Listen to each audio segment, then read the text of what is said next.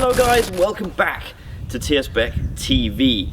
Obviously quite a lot has changed since you last saw us. The whole world has gone into lockdown, and I imagine wherever you are watching from in the world right now, you likely have some kind of restrictions set upon you in terms of where you can go and when. And it is no different here in Denmark. Unlike the UK though, where I know a lot of our viewers are from, we can still go out without a specific reason, like shopping or exercising. However, the way to get through this situation as quickly as possible is for us to stay at home as much as possible. So what I'm going to be doing today, in an effort to try and keep making content and keeping you guys entertained, is doing a bit of a spring clean on my Defender here from home. So I think I'm going to gut the interior, take the seats out, give it a good clean out, both inside and out I think, and also go through some of the newer parts I have for it that may be upcoming hopefully this summer.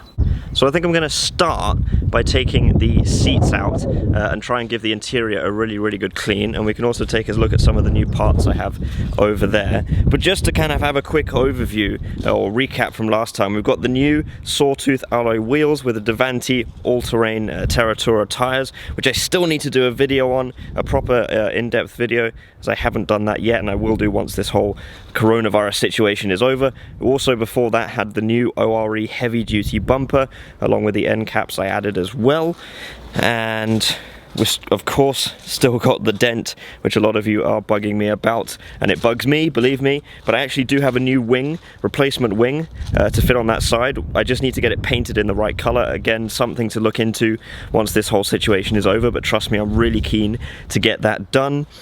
Side sills, they need to go as well. At some point I'm going to replace those with tree/rock sliders, something to get rid of them, because I think it is aesthetically one of the worst bits of this Defender currently. And of course we got the new Tough Rock brackets as well, stainless steel mud flap brackets with fixings, and the mud flaps I got new front ones as well to put on at some point. We've got the ORE wheel carrier, which I'm still super duper happy with. As you can see, it's a bit filthy, just dust though, nothing worse than that. And of course the new cross member, which kind of started this all. But the question still remains as to whether I should keep doing these minor improvements, or do we just overhaul it completely and do basically a restoration. That is something I would love to do, but it basically comes down to finances, time and space in terms of where I can keep this Defender while that would all be happening. But it's something to look into, maybe not this year now, but next year. Of course, we've also got the Creeper project from Nissa's side that we're going to be focusing on in the summer, hopefully, when he's back. But yeah, that's something I'm definitely keeping in mind. Also, with all stuff like this, so we've got a whole bunch of new parts, some stuff from Tough Rock. Actually, a lot of this is for Nissa's Disco, but there'll be more mods coming from that, which is really exciting now that we are working closely with Tough Rock as their brand ambassadors. So we've got some nice Disco 2 parts, because that's kind of what they specialise in, or one of their main things. But there are some Defender bits here as well. Not going to reveal all of that just yet, but just to say that there is more to come. And then this, I'm super excited about. This comes from ORE, so big thanks to them. We've got some new work lights, 2 of them, and all the wiring is down there somewhere as well. But these are supposed to be very good quality, very bright, I am told. And what I want to do with these, I'll put them down actually. What I want to do with these is mount them up here, one on each side on the rear. That would be super handy for me to have. So I look forward to getting those on as well. It's something I wanted to do for a long time. It just so happens that ORE now are also supplying lights, so that worked out really nicely. Anyway, let's crack on, I think, and begin getting these seats out so we can give this a good clean.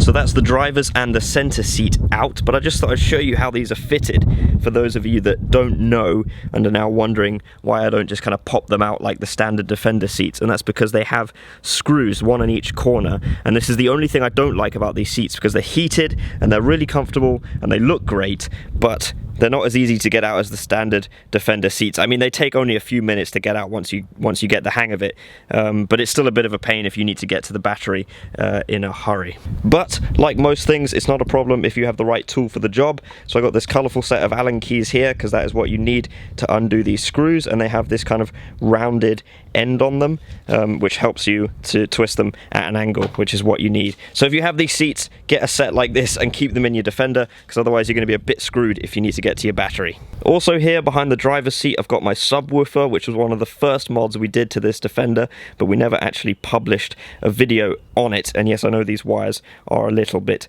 messy, but I found out when we were filming the Q&A video, our previous video, that this was actually staying on despite the switch being off, so something was going wrong there. So I've just unplugged it for now because I couldn't work out why my brand new battery kept being drained, but it was ultimately because this was staying on when it should have been off. So that's another thing to do at some point. So the seats are all out now, but before we get into cleaning that all up, let's head into the barn and take a look at some of the new and old bits I have for this Defender.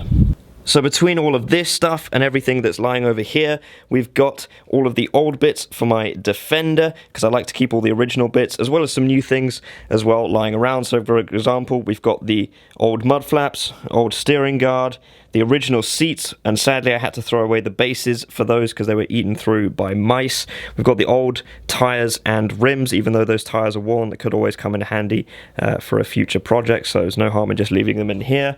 We've got the old bumper over there, and we've got a few new things here as well. Yes, even antlers from the past couple of Christmases, and we've got, for example, some new bits like this door stay gas strut thing, which I want to put on the back door at some point, as well as other little bits and bobs in these boxes as well, which will all be fitted at some point in the future, hopefully. But there is something in particular over there that I want to show you now. So here we actually have the original rims for my Defender, which have been sat here for years now, and I thought if I'm going to wash the Defender today, I might actually take these out and give them a good clean, because there's nothing wrong with them, and they're just sat here, and then I'll wash them and put them away properly. So hopefully this doesn't happen, because they've been a bit neglected. And again, like I said, with the other wheels and tires I just showed, could come in handy for a future project. Who knows?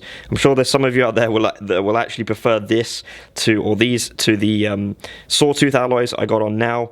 These are a bit more classic, if you like, but yeah, worth keeping for the time being. So I've tidied up everything from out of here, and we can see the usual dog hair and dust and bits of paint peeling off of here as well, sadly. So I think now it's time to fire up the Hoover.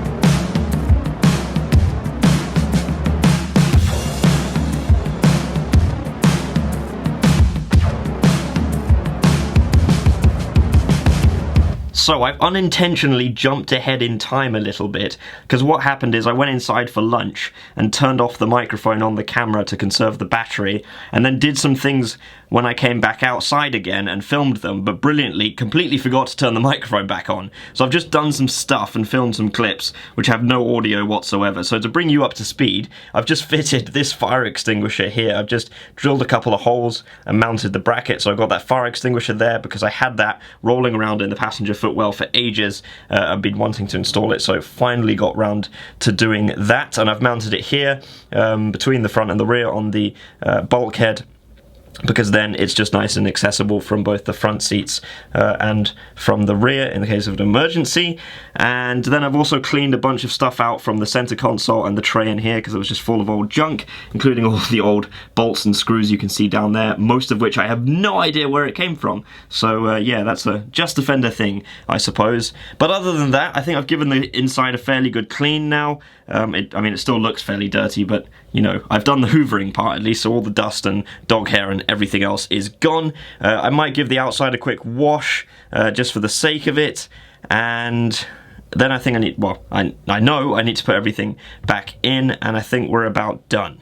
Starting to put things back together now. I have put the original jack up here where I believe it should be. It looks a lot smarter because before it was down here on the floor just collecting dust and hair.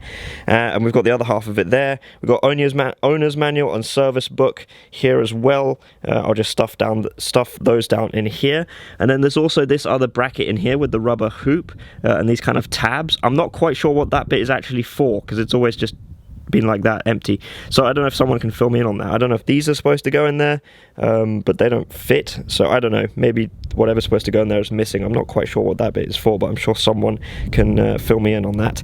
Anyway, we're almost done. Gonna put that back in, and then we can start putting the interior back together, and we're almost there.